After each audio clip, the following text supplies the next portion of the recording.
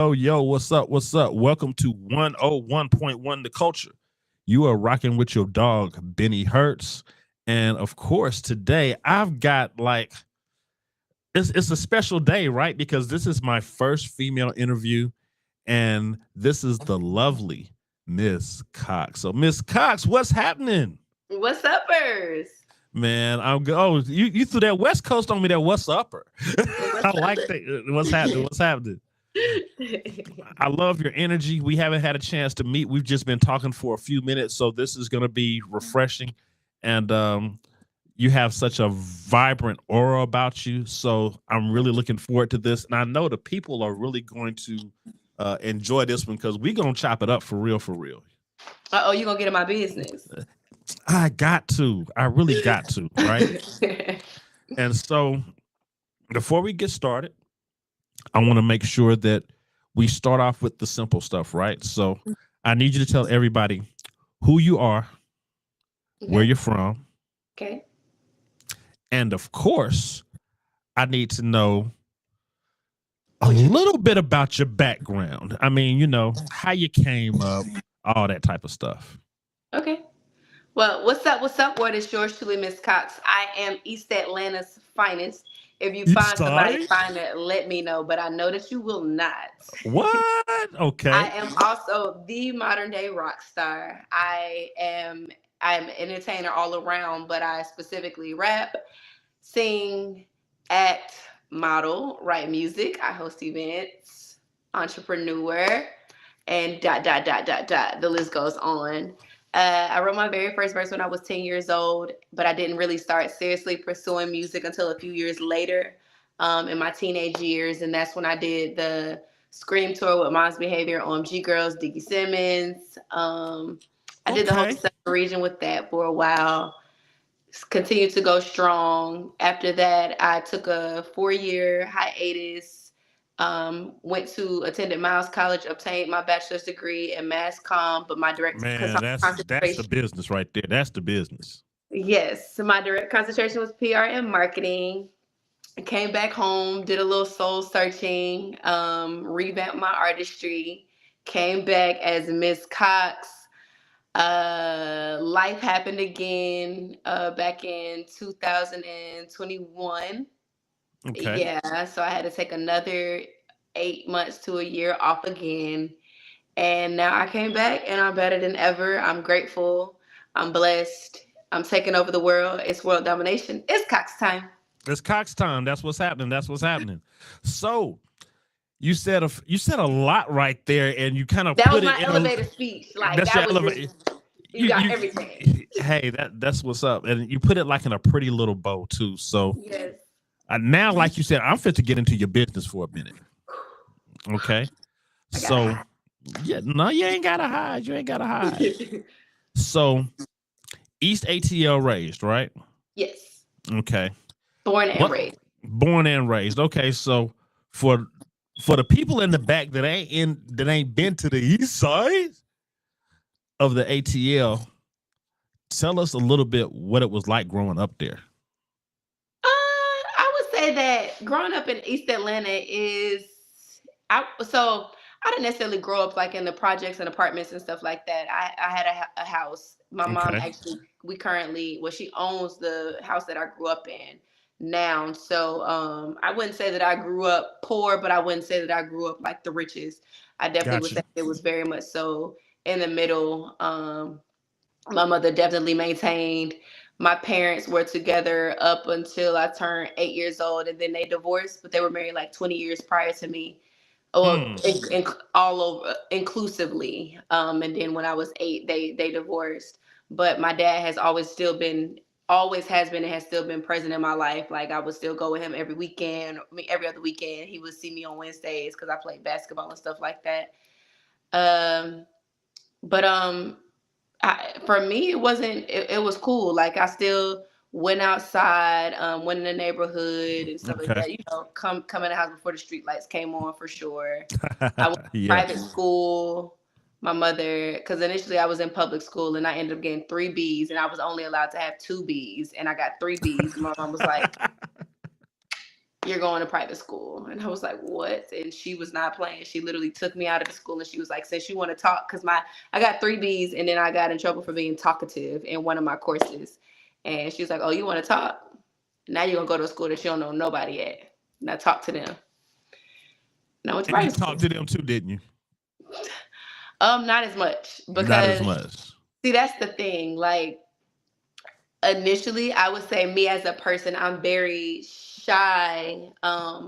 Unless I have to be open with somebody. So like of course in a setting like doing an interview or working with somebody, you have to speak. But regularly, if I don't know people, I will go into a situation and not say anything. I may like say, smile and nod type of thing. I ain't really doing too much talking. So she Okay. knew that. Got you. Now you said you used to hoop. Did you used to dribble the rock a little bit? I did. I played basketball starting at 6, I believe. I was like the youngest person on the 10 and under team. I played basketball from age 6 all the way up until about 16 or 17, if I'm not mistaken. I was in high school. I tore my ACL, Mm. slightly tore my meniscus, and I tore my ACL on my right knee. And I think from there, like when I tried to go back into playing basketball, it was just never the same because in my head, I was like a cautious player now. Like prior to, I would play with the knee pads. Like I would be real like scrappy, wouldn't mind to jump for the ball, do rebounds, like all of that type of stuff. But I think just because I was cautious, I feel like I kind of lost the love for the game because I couldn't play like how I was used to playing. And then the doctors was like, most times if you tear one ACL, you're gonna come back and tear the other one. So I was trying to be cautious and not hurting the knee that I did injure, but then also not hurting the other one. So I just think that it just, it kind of went to the wayside of me playing basketball. I still got a little move. It's kind of like riding a bike, but I don't necessarily do it. I definitely understand that because I know I told you I started this whole little process back in January, but December 2nd, I actually had a major back surgery. And when I was younger, I used to power lift. So Oh, I wow. was I was like the guy that squat 600, bench 450, all that type of Oh, stuff, my right? God. Yeah, I Wow. was, and over time, I haven't done that in years, and my back started getting really bad in my 30s, and Mm, then it got to the point where I had to have a major surgery, and this was like my third back surgery. So this one was a mm, major. I had uh, 2 rods, 12 screws in my lower back. So now I'm like cautious to even walk. I don't want to. I only want to pick up the fork and the spoon now. I don't want to do nothing too heavy. yeah. so I definitely understand that not being as aggressive because Yeah. that was like your passion, right? And if you can't Yeah. go hard, it's kind of like What am I it, doing? Yeah. yeah, facts. Yeah. I've been in that situation before, so I understand that. Yeah. So from basketball, now you say you started rapping when you were like 6, 10. So 10, basketball was at 6, but I 6. wrote my first verse at 10. Wrote your first verse at 10. So I Mhm. always ask all the rappers this: how do you feel about the first rap that you ever wrote? Now, was it fire? Or was it trash? I feel like it was still fire. Okay. I ain't So really what? say much, but for me to be 10 years old, I was rapping, period. Do you remember? Do you remember what you were rapping about? Can I curse on here? Absolutely. Oh, okay. So I was saying, it's Lil J on the track, nigga. So get back, nigga. Cause you know where I'm at, nigga. Indicator where it's greater with my brother 2 Key. You know we be. Like it was Okay. swaggy. You You had know you, what I'm you had saying? a, you had a little sauce on it. Okay. Yeah. Okay.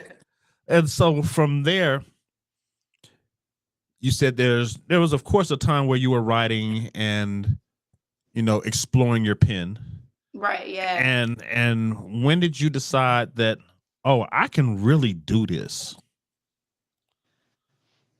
I would say when I decided my eureka moment came when I was 15, and I say that because I wrote a full song, and I actually wrote it with a family friend. So we was like, we're gonna do a group because she was able to sing and I was the rapper. So I was like, we're gonna do it, we're gonna be a duo and we're gonna Okay. do it or whatever. So we wrote a song together, and then that was when I was 15. But at my sweet 16 birthday party, I performed the song. Like we didn't even record it. Like we just had the instrumental and we had the mics and we was rapping on there and it was like, oh, like, and I think that was like, boom, this what you want to do type of thing. So you was a real MC at 16, no backtracks, just the instrumental, and y'all just going at it. Yes, absolutely. Man, that's fire. That's fire. And Yes, so I think that video is still on YouTube. Cringy, but yes, yes. we might have to go dig that up. Is that on your channel somewhere? No, it's not on my channel. It's under a different name. It's under a different name for sure. So Miss Coxx wasn't your first rap name? No, I Okay. went through a few. So at that time, I was going by Super Tink, like Tinkerbell, because I used to be Okay. obsessed with Tinkerbell. And then the family friend was Pooh, so it was like Tink and Pooh, Super Tink and Pooh. We just came up with like Disney character names. I don't know why, like, but that was just our thing. And then That's after interesting. exactly after Super Tink, that was more so definitely like my youthful artistry. When I turned 18, I went to Real Flow, which was like kind of like a play on words to say real flow, but my middle name is Ariel, so it was like, oh, Real Flow. We try to do Okay. that. Didn't That's really dope too. stick that well. Then I went to J La Coxx, and then I went to this event with DJ Pressure when TK Kravitz, and he was like, "We got Miss Coxx in the building," and I was like, "That duh!" Like, boom! Why didn't I think of this? Because it was just It so just simple stuck. and it was just easy to say, and I kind of took it not just being Miss Coxx, I just took it up a notch. So whereas the MZ for the mystique to it, and then the Cox is my real last name is Cox, but I added the extra X because I feel like that's me as a person, me and my artistry as a whole is a tightrope walker. So I'm gonna take you right to the edge, and then I'm gonna leave. We gonna stay right there. We're not gonna go all the way to the triple X, but we definitely a step above the one. Oh wow. Okay. So Okay. I I give dig that it. fun, that edgy, that you know. Okay. That's what's up. That's what's up. And during your pivot into the Miss Coxx era and you going through these different phases, what were some of your best experiences when it came to performing? Do you love the performance side? Do you love the writing side? Um, what really gives you the best energy? I'm definitely gonna say performing. Performing to me is I have the most fun with that just because I just I can leave it all on the stage. I transform and just have a good time. I'm a person that feeds off of energy, so once I get on a stage and the crowd is like involved and engaging, then I go crazy and have a good time with that. And I think that definitely comes from Missy Elliott being like a major inspiration in my music career as a whole because she's an all around entertainer. It's not just like she sings, she raps. It's she's entertaining from start to finish, from when she steps foot on stage to when she gets on camera. Anything that she does is entertaining. So I take pride in being an entertainer over being an artist or being a rapper. Like I want to entertain people. That's So I what's come up. out talking to people like, what we doing? Like, having a good time and giving that energy. And then if you come out with good energy, then they in return will give you some good energy. And you just have a vibe, have a blast. I think that makes a huge difference when it comes to what makes a person stand out. And I think you just kind of talked about that. You are a true entertainer. I Yeah. think that just from your energy on here, I can see that you're like, when you get on stage, your light turns up like times 100. Yeah, for sure. For And sure. so Everybody was like, you gonna give some good energy. If you ain't gonna do nothing else, you gonna give energy. Like I'm an energy giver for sure. that's what's up. I think we're all tied into that. Um, and how can I say it? I like to say everybody has like their own je ne sais quoi. You don't know what Yeah. it is, but you know what it is when you see it. Yeah. And you definitely give that off. And that's huge. I think every artist that's a star has to have that. Oh, thank you It's, so much. oh, you're welcome. You're welcome. I mean, sometimes you can see it on somebody, but I can see it in you. And Yeah. so that's the thing that I always look at when I'm like, oh, that's a star right there. They just don't know Yeah. it yet. That's a star. But I think you know it.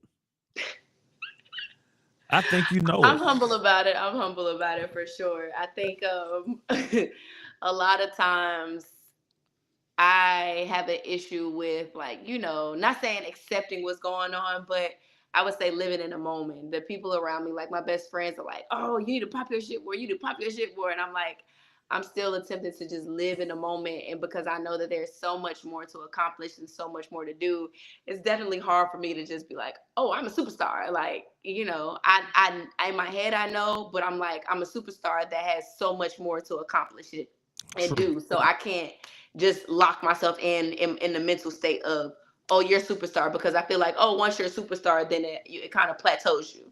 I'm a superstar, that's it. Like, I'm a rising superstar. Like, we still on the come up. We got so much more to accomplish, so many more things to do. And then from a superstar, I need to become an icon, a legend. Like, my main goal is to be a household name. So it's levels and tiers to it, but I appreciate that for sure. I love that attitude. Yeah. Now, as we've talked I've dealt with the female artist and still work with her in Hmm. different capacities. One of the things that I've noticed is that it is hard for females in a lot of situations. Sometimes you feel like it's all good, and then you can get into something and then you find out that it ain't all good. Have you had some of those experiences growing through this journey as a female artist? Absolutely.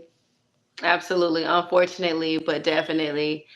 Just because in such a male dominated industry, women I feel like are underestimated, disregarded, disrespected. And like I Um said, you can cuss, you can say what you want to say. I mean, those would just be the main things that I would say, how it comes to women, just because it's like, for example, let's say that I get on a major tour, or I get to do something major or get a major opportunity, is going to be shunned upon, because, or frowned upon, because they're going to be like, oh, well, she fucked her way to get to there, or any accomplishment that I achieved in my career, in my artistry, is looked down upon, because they feel like I have to fuck my way to get somewhere. And I take pride in being able to say, like, I haven't fucked any industry niggas or anything like that. Like, who That's I what's deal up. with is who I deal with. I don't fuck people to get there. Like, okay, I'm not fucking for beats. I'm not fucking for a feature. Anything that you've seen me accomplish, I'm solely accomplishing that off of sheer talent, grind, and hustle, out here getting it for sure. So Salute to that, because there's a lot of women that's taking that other route. And yeah, and that even and I'm makes it not harder for knocking them. y'all. I'm not knocking them. I have nothing against the women that feel like that is their way in, but I know for a fact that I am sheer talent. I like you said, I exude energy, superstar. Like, I know who I am, and I know what I bring to the table. So if that's what you're on, then I just be like, nope, because I've canceled, fired managers, fired people wanted to be on my team, all of that, because initially it's, oh, I want to see you win, and then a week later or a month later it's like, oh, you got your thigh out, oh, you fine. Like, no, if you cannot have business about yourself without trying to holler or anything like that, then I don't need you around me. I need people that are focused on the task at hand. Like, Facts, facts, facts. beat And it. I'm I'm I'm a big advocate of um our black females, our melanated women really Yeah, standing 10 toes down, because that's how you get your respect in this game. absolutely. So a big shout out and salute to you for that. Thank you. Um as we move a little forward, we talked about the music. Now, I know you said you do some acting and modeling and hosting, and Yes. so you got a whole little gumbo pot that you doing to, Got to put the seasoning to it. Yes, for yes, yes. sure. I've Tell been us a in little bit about that. so I've been in 4 movies. They can all be found on Tubi, Amazon, and Peacock. They're titled Hot Girls. The next one is For the Gram. The next one is Rack-A's. And then the most current one is Make It Rain. Um, Acting definitely is like a second love to me. Music is my first, but acting definitely comes at a close second, just because it's another love for me. I get to embody and take on a role of somebody else. So it's just fun, honestly, just being able to be somebody else. Hmm. I could imagine that. I think that's, as a person that people that get a chance to know me as an individual, they don't know my old life. So when they hear about my old life, they're like, "That ain't you, bro." They like, ain't no way. Nah, and I'm just like, as you get older, like I said, we pivot, we change. You know, some people say I'm the same dude every day. Nah, I might be different tomorrow. You know what I mean? You don't know me. You knew me yesterday, but you don't know me today. That bag might hit a little different tomorrow. Hello. So or just a situation or whatever. So, and I think when we do that, we, like you said before, you put a cap on somebody's growth just because you expect them to be the same all the time, and that's just not realistic. Absolutely. Acting, hosting, modeling. So you're getting your step on down the catwalk. I mean, yes, okay. I do. Again, modeling is fun too. I walked in a few fashion shows before, and done a couple photo shoots. So I mean, again, it's like I said, being an entertainer, it definitely keeps you well rounded. So you have to be able to get in the field in any lane. And like I said, that's from rapping to singing to writing music. Like you just have to be able to be versatile. So you just got to get in the field and do what you do. That's what's up. So now, one of the questions that I ask everybody: top 3 influences, and dead or alive, doesn't necessarily have to be music, but who are the people that you kind of look up to that have kind of shaped your mindset, your style, or helped you spark those things in yourself? Missy Elliott. Dope. Lil Kim. Okay. Moni Love. Moni in the middle. Where you at? In the middle. In the middle. That was my 3. You said 3. Those, yeah, I did say 3. What about them though? I mean, there's some things now. Like I said, I've heard your music. I don't, I before I get on, I dig a little deep, right? And so Missy is the first one. Like I said earlier, because Missy is literally my number 1 inspiration.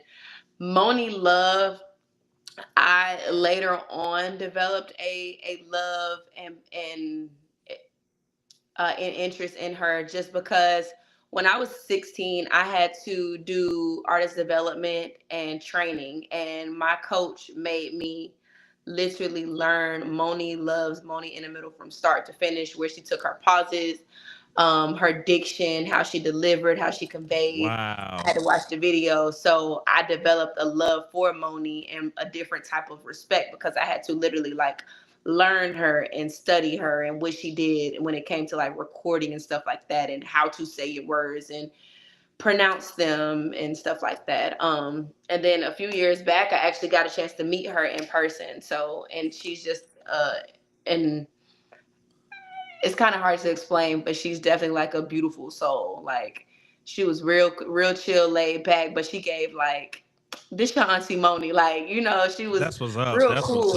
What's up? What we doing? You do music? Okay, cool. Let me put you on game. She gave the cool, fun auntie vibes to me. So yeah, I definitely have a love for Moni Love.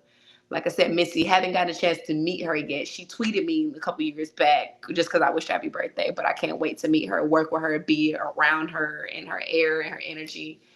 And then Eve, just because that is, I would say, the versatile side from the music with the acting and doing some of everything. Okay. So she inspires me by being so, like I said, multifaceted in both ways. Okay. And I thought you said Lil Kim. I thought you said, because you popped the Eve in there, but you said Lil Kim, so you skipped over here.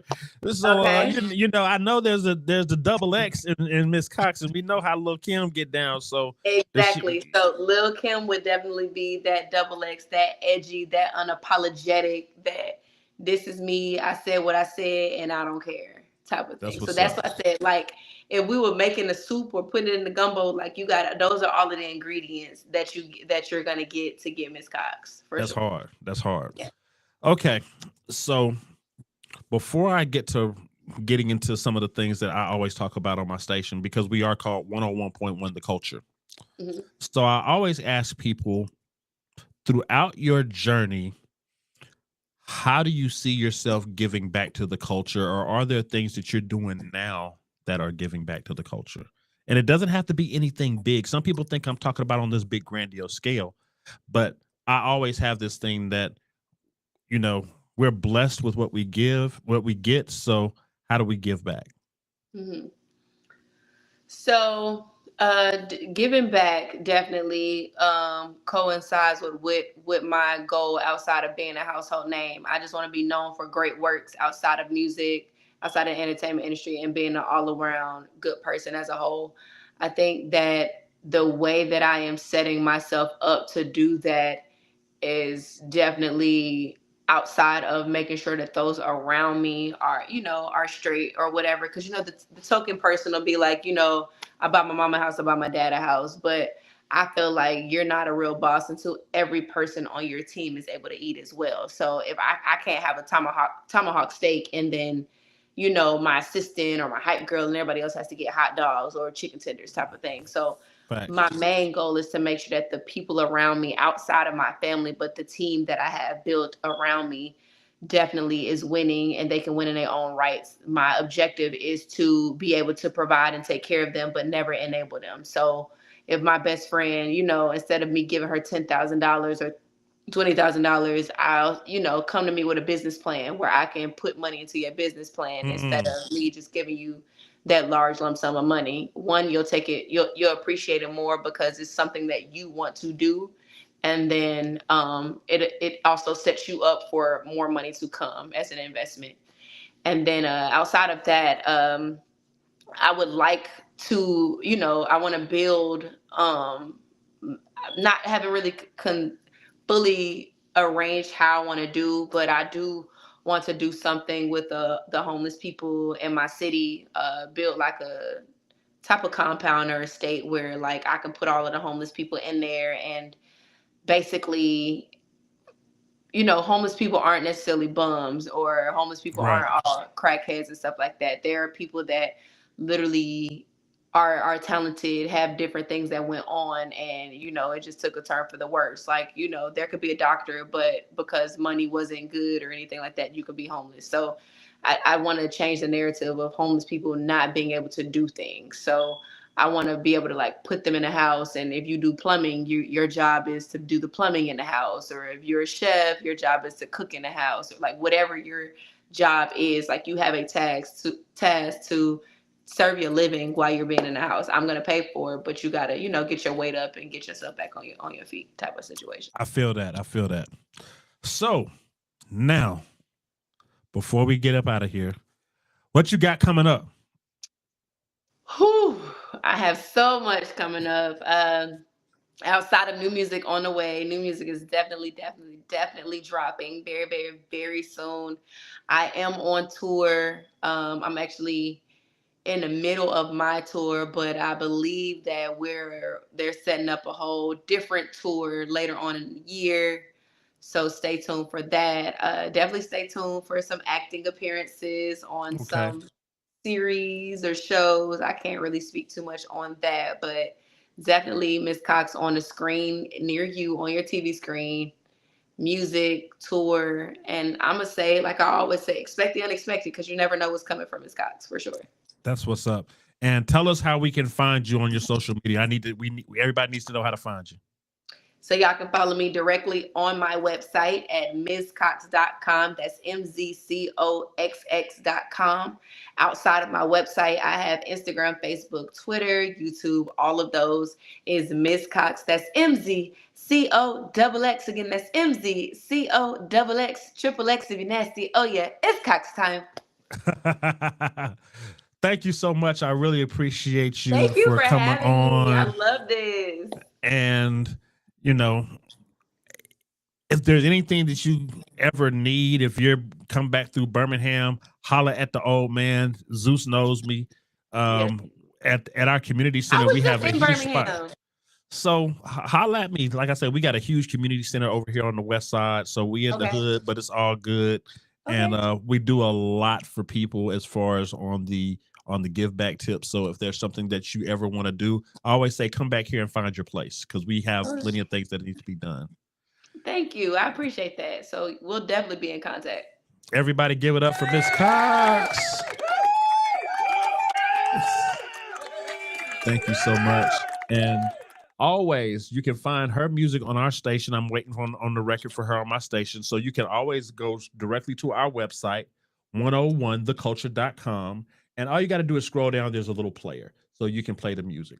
Also, you can download the Live 365 app or the TuneIn app and type in 101.1 The Culture for search, and you can find us. And you can listen to nonstop music. Then what we're doing, we're compiling all these interviews because I'm going to create a segment on the station to where people can listen to the interviews of all the artists and entrepreneurs that we interview. So they'll have some other things to listen to besides just Miss Coxx on the radio all day. But we may want them to listen to Miss Coxx all day. Exactly. Say go ahead. Thank you so much again, and I appreciate you. And everybody, thank y'all for tuning in to 101.1 The Culture. Peace. Thank you. You're welcome.